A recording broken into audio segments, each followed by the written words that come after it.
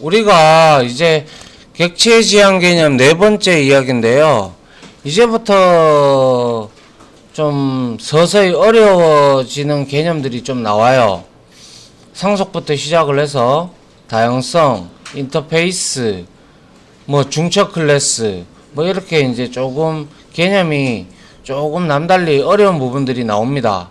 그렇기 때문에 정신을 바짝 차리고 공부를 한번 진행을 하도록 합시다. 자, 이번에 할 거는요, 오늘은 우리가 상속에 대해서 좀 알아볼 필요가 있는데요. 오버라이딩은 이미 우리가 잘 알고 있고요. 그래서 상속에 대해서 한번 보도록 합니다. 자, 상속은 우리가 영어로는 inheritance라고 하고요. inheritance라고 합니다. 자, 그래서 이 상속은 이제 한번 봅니다. 자, 여기에서 상속이란 이렇게 되어 있어요.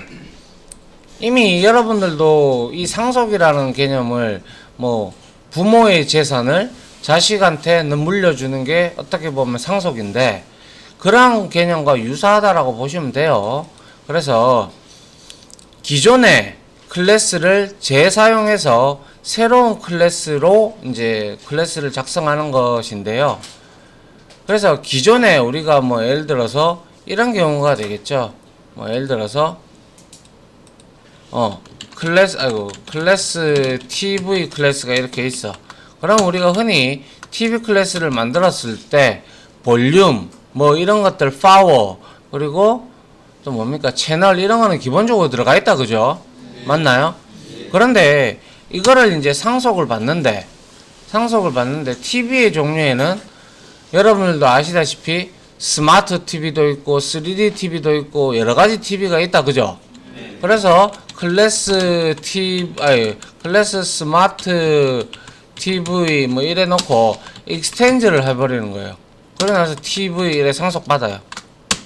이렇게 받아버리면 위에 있는 볼륨, 채널 그리고 멤버들을 얘 스마트 TV가 다 상속을 받습니다. 근데 유일하게 상속을 받지 못하는 게 클래스 자기 자신의 고유의 것, 즉 생성자와 초기화 블럭 이 두 개는 상속을 받지 않습니다. 아시겠죠?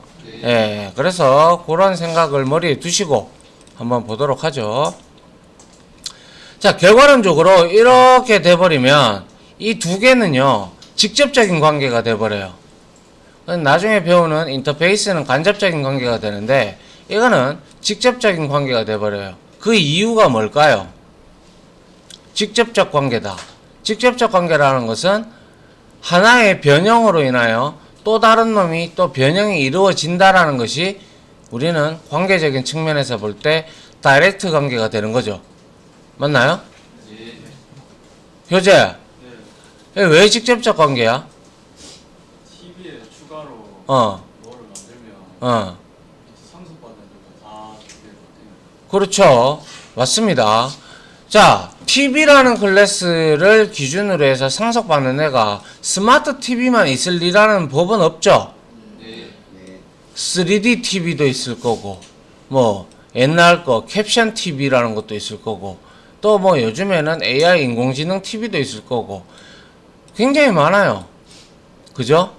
예, 굉장히 이렇게 많은 것들이 상속을 받게 되는데 이 얘네들 자손 우리가 이렇게 되어 있는 관계를 직접적 관계라고도 하고 이 위에 있는 애를 조상 자 따라합니다. 조상 클래스, 부모 클래스, 슈퍼 클래스 세 개 다 동일한 말입니다.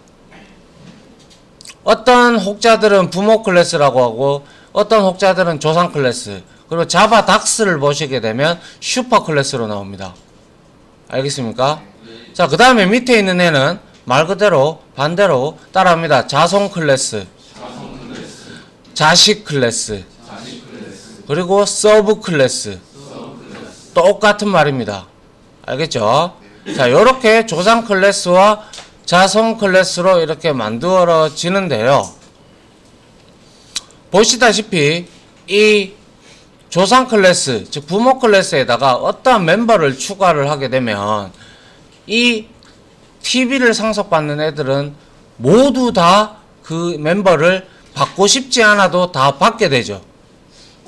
맞나요? 다 받고 싶지 않아도 받게 돼요. 그래서 이 TV 클래스가 변형이 일어나면 자손 클래스에는 전부 다 변형이 일어난다고 해서 직접적 관계라고 칭을 합니다. 알겠습니까?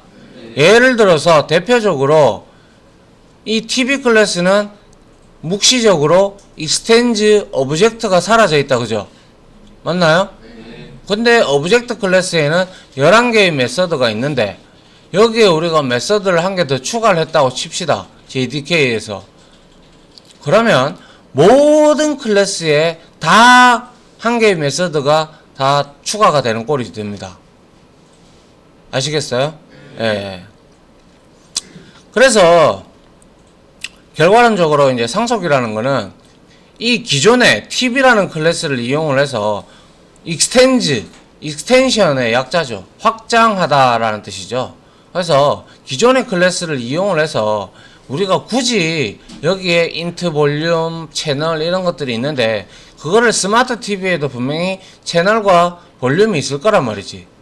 근데 그거를 굳이 우리가 여기에 멤버로 선언하지 않아도 이 익스텐즈 TV만 해줌으로 인해서 이놈에 있는 멤버들이 여기에 다 넘어오니까 코드가 어떻게 재활용이 된다. 그죠?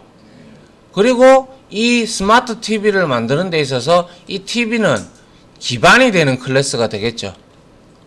맞나요? 베이스 클래스라고도 하고요. 자, 그래서 봅니다. 기존의 클래스를 재사용을 해서 새로운 클래스를 작성하는 것, 이게 바로 상속의 가장 중요한 키포인트가 되고요. 그 다음에 두 클래스를 조상과 자손으로 관계를 맺어주는 것인데 여기서 직접적 관계가 형성이 된다는 거예요. 조상의 변경은 곧 자손의 변경을 초래하기 때문에 그렇죠. 하지만 자손의 변경은 조상의 변경과는 관계가 없죠. 인간한테도 유사하죠. 인간도 아버지의 유전자를 받지만은 아버지나 어머님의 유전자를 받아서 제가 만들어지지만 제가 뭐 여기서 성형수술을 한다고 해서 우리 아버지한테 영향을 끼칠 거는 없죠. 맞나요? 그렇게 생각을 좀 하시면 될 것 같고요. 자손은 상속을 통해서 조상의 모든 멤버를 상속을 받아요. 특히 멤버 변수와 멤버 메서드는 무조건 다 받아요. 다 받는데 다만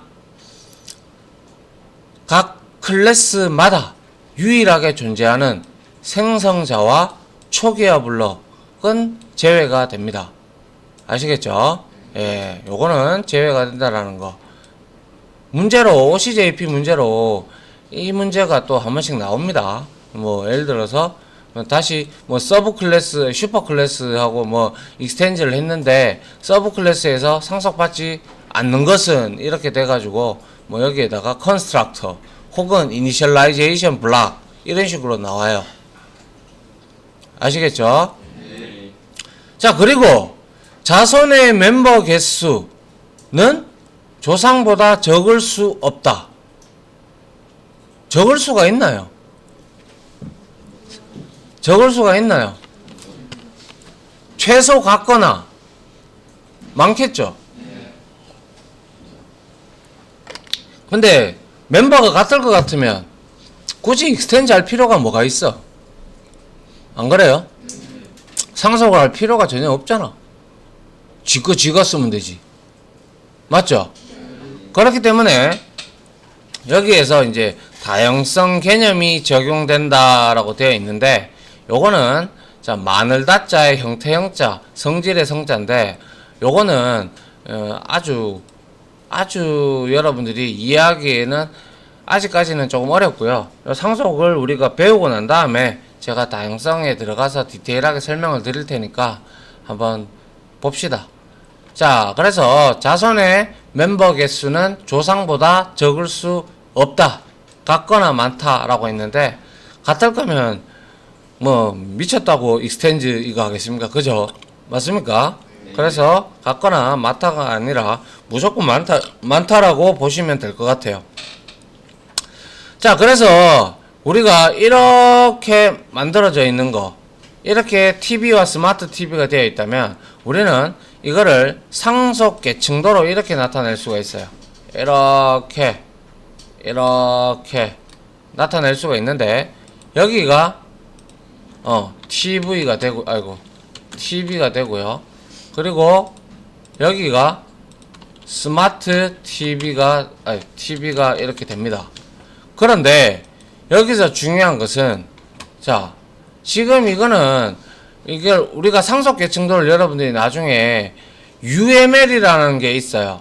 그러니까 자바를 이제 잡아가지고 여러분들이 클래스 간의 상속과 그리고 인터페이스, 간접 구현 관계들을 나타내기 위해서 그려주는 어떻게 보면 설계도를 만들어주는 그런 개념이라고 보시면 되는데요. 그래서 요렇게 합니다. 자, 이게 무슨 뜻이냐? 자, 요렇게 해서 이거를 요렇게 화살표로 해서 요렇게 만드는 거는, 요렇게 되면 요건 자손 클래스, 요건 조상 클래스가 되는 거예요. 이게 바로 따라합니다. 상속 계층도.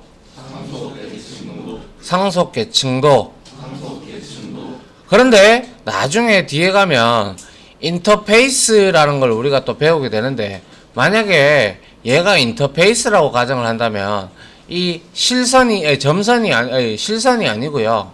이렇게 점선 형태로 표식을 합니다. 이거는 구현관계라고 하는데요. 이건 뒤에 가서 설명을 드릴게요. 일단 상속계층도를 바라봤는데 이렇게 돼 있더라.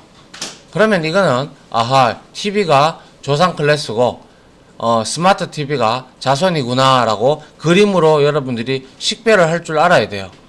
그리고 난 다음에 이거를 TV를 조상으로 만들고 얘는 익스텐즈해서 TV를 해야 된다는 뜻이에요. 알겠습니까? 알겠습니까? 예. 그래서 한번 보죠. 이렇게 클래스 포인트가 있다, 그죠? 맞나요?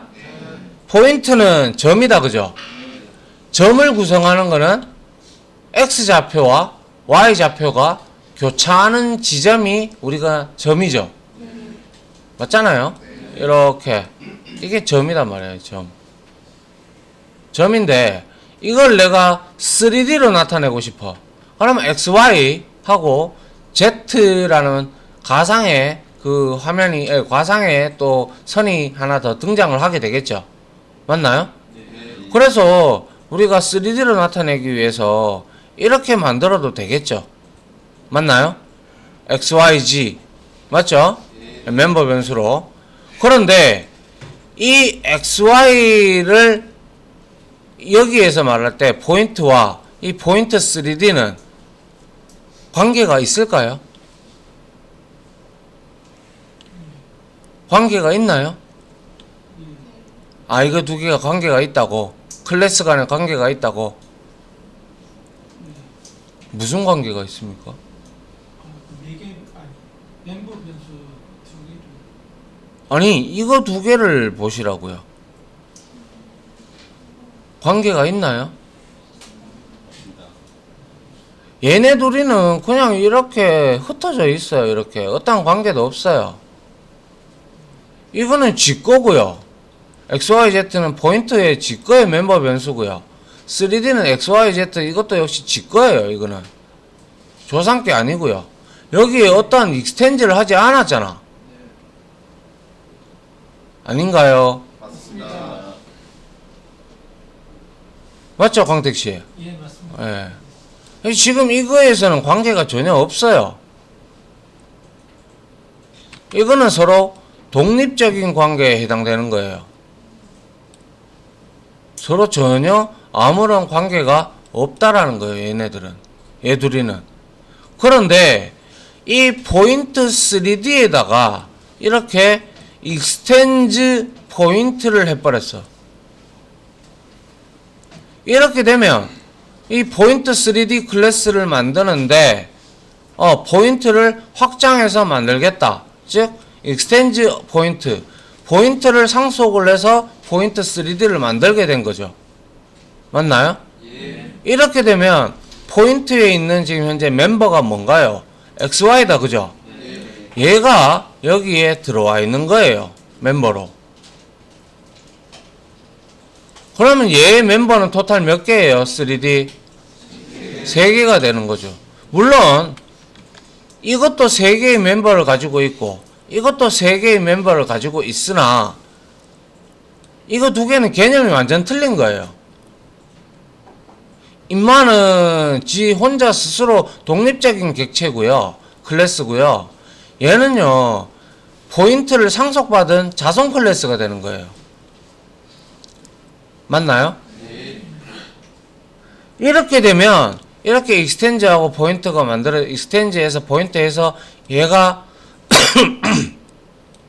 포인트 3D가 만들어지게 되면 얘는 이제 포인트와 포인트 3D와는 뗄래야 뗄 수 없는 직접적인 관계가 이루어지는 거예요. 이렇게 된다는 거죠. 이렇게. 이게 포인트. 이거는 포인트 3D가 돼서 이렇게 관계가 만들어진다는 거예요.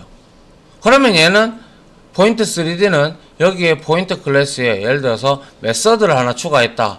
메서드도 그대로 상속받게 됩니다. 하지만 얘는 별개이기 때문에 내가 여기에 메서드를 추가하든가 말든가 여기에는 추가 안 됩니다. 알겠습니까? 예. 자, 그래서 이거를 이제 요거는 여러분들 이 그림 수학 시간에 많이 봤다. 그죠? 벤 다이어그램 맞나요?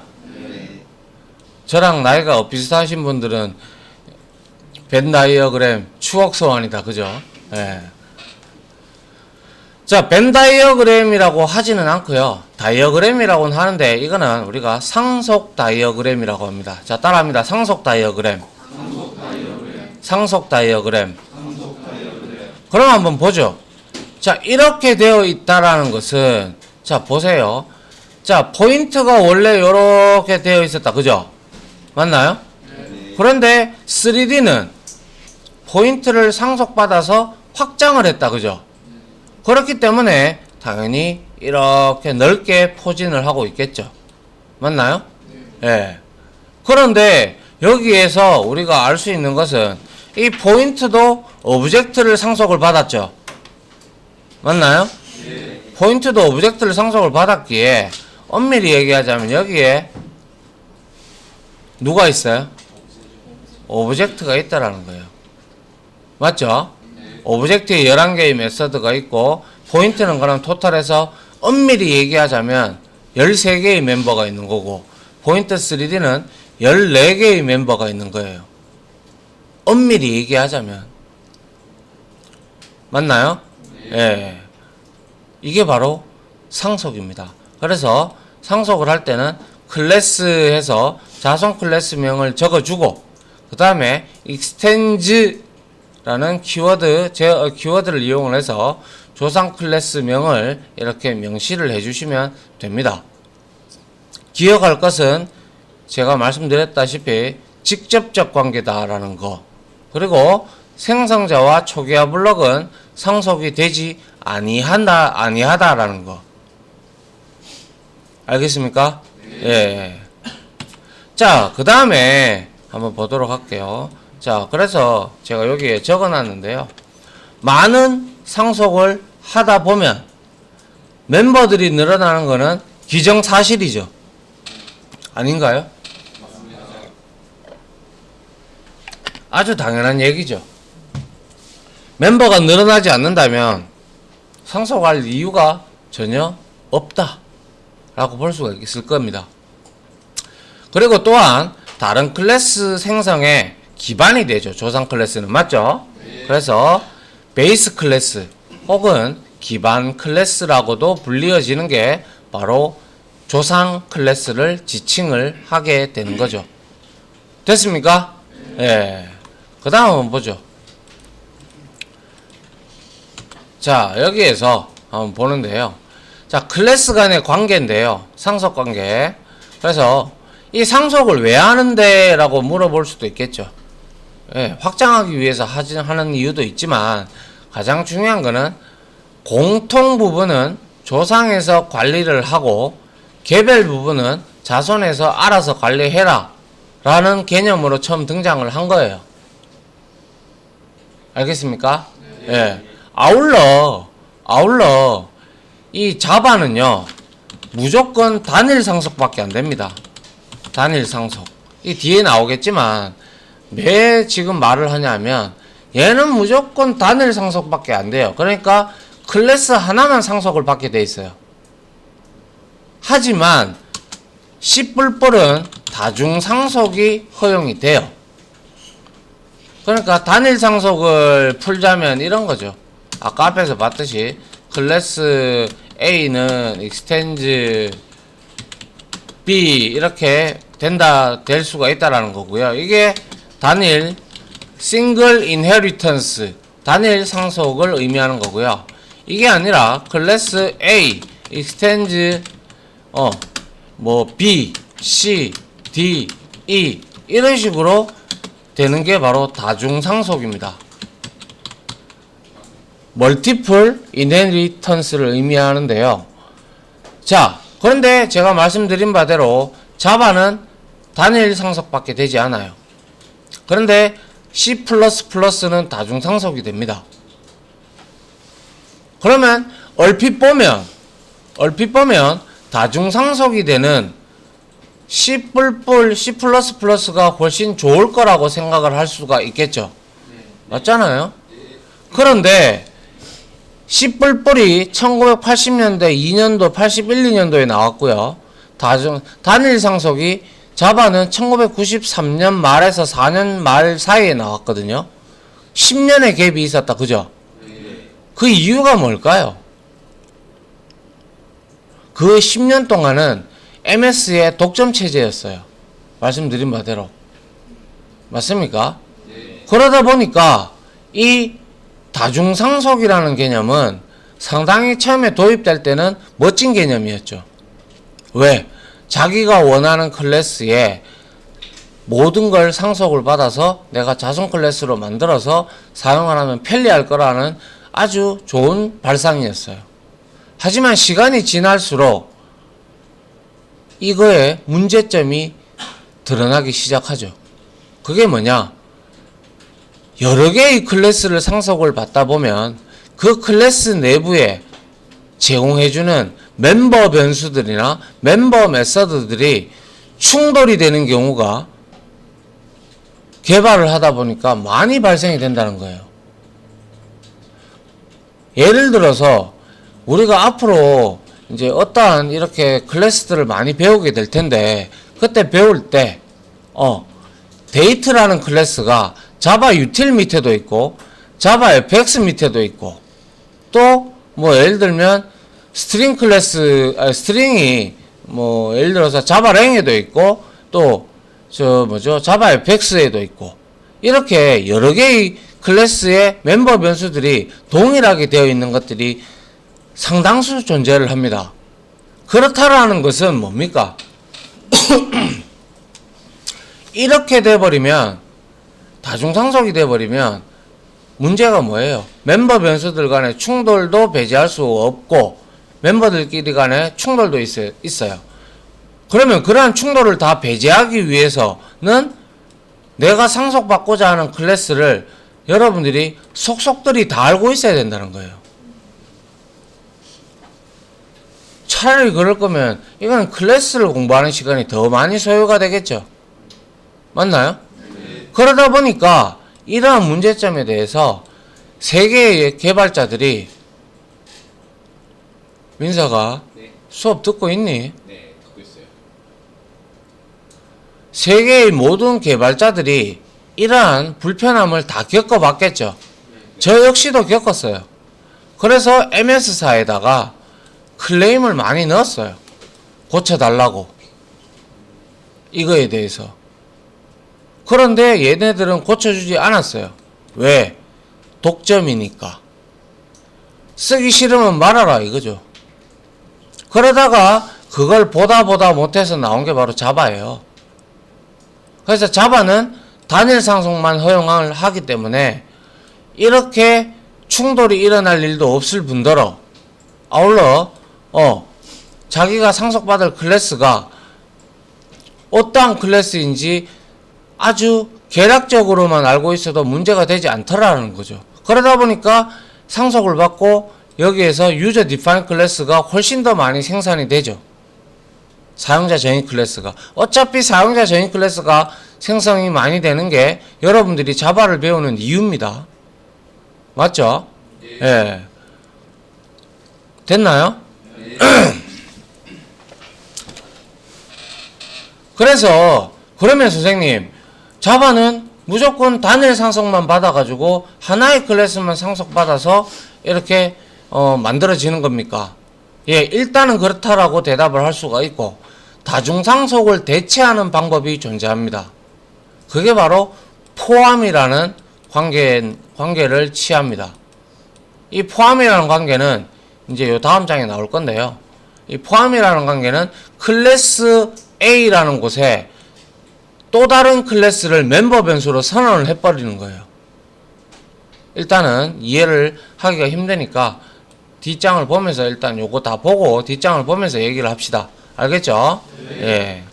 그래서 일단 한번 여기를 한번 보세요. 자, 여기를 바라봤을 때, 자, 페어런트라는 클래스가 하나 존재합니다. 그죠? 네. 그 다음에 차일드하고 차일드2라는 클래스가 각각 페어런트를 상속을 받고 있네요. 맞나요? 예.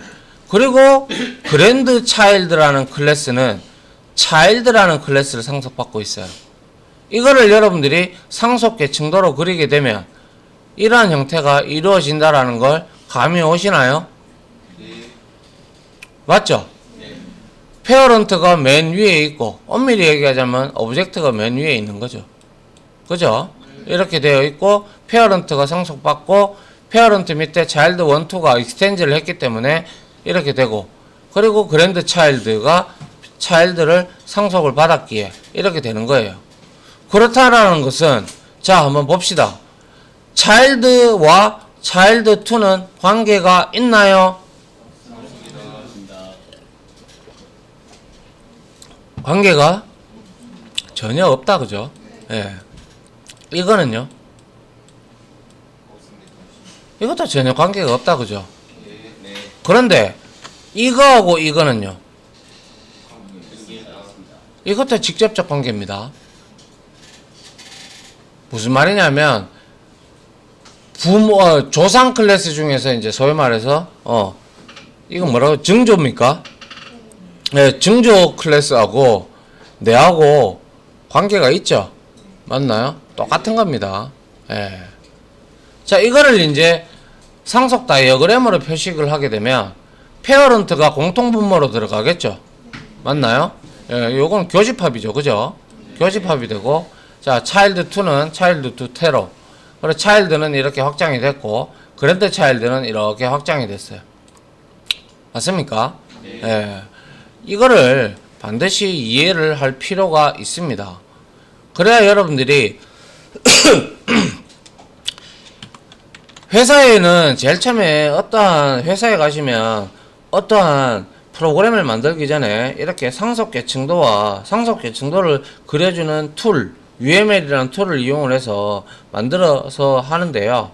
이렇게 해서 계층도를 만들어요. 계층도를 만들든지 구현관계도를 만들든지 해서 여기에서 이 부분은 뭐 이렇게 되어 있구나. 그러면 한눈에 보면 관계도를 알 수가 있죠. 맞나요? 네. 자, 이 뜻이 바로 여러분들이 자바닥스에 가보시면 이게 아니죠. 자바닥스를 가야죠. 자바닥스를 가보시면 자, 예를 들어서 자바 랭 패키지가 있다고 자바 랭 패키지 한번 가보죠. 자바 랭 어디 갔나? 자바 랭에 들어가 보면 여기에 클래스들이 있단 말이죠. 그런데 이 클래스들 중에서 여러분들이 자주 썼던 인티저 클래스를 한번 보겠습니다. 그럼 여기에 보시면 자, 여기 앞에 보세요. 이렇게 나와 있죠? 여기에서 바로 이게 상속 계층도입니다. 요거. 그러면 인티저는 누구를 상속받았어요? 넘버는 누구를 상속받았어요? 이렇게 보는 겁니다. 알겠습니까? 그리고 플로트 플로트가 말고 뭐 클래스는 이건 혼자밖에 없을 거고 또 많이 있는 게 스트링도 파이널 클래스이기 때문에 얘도 하나밖에 오브젝트만 상속받았고요. 그 다음에 시스템도 역시 하나밖에 없겠지. 스레드 그룹은 역시 하나밖에 없을 거고 스레드도 하나밖에 없을 거고 뭐 뒤에 가면 이제 많은 것들이 나오니까 여튼 여러분들이 요 부분이 바로 상속 계층도를 의미한다라는 사실을 알고 계시면 좋겠습니다. 알겠죠? 네. 자, 요렇게 닫고요. 자, 그래서 이러한 형태로 이루어져 있다라는 거죠. 됐습니까? 예. 여기까지 일단 이론 강의를 하나 끊도록 하겠습니다.